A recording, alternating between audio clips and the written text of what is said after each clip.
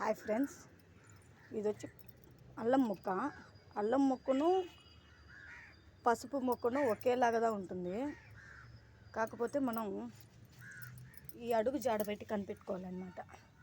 ఇది కనిపిస్తుంది కదా, ఈ అడుగు అల్లం ముక్క అయితే ఇక్కడి నుంచి వస్తుంది. చూడండి, కనిపిస్తుంది మనకి అల్లం ముక్క. ఇది అల్లం, ఇదే పసుపు మొక్కను చూద్దాం రండి. చూడండి, మనకి పసుపు మొక్క ఇది పసుపు ముక్క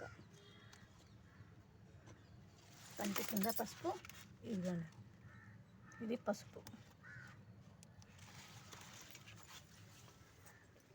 ఇది పసుపు ముక్క. మనం ఇది ఒక్కటి పెడితే చాలు ఫ్రెండ్స్, చాలా అనమాట, చాలా వచ్చేస్తుంది అనమాట. ఒక్కో కుండీలో ఒకటే పెట్టాలన్నమాట. Okay friends.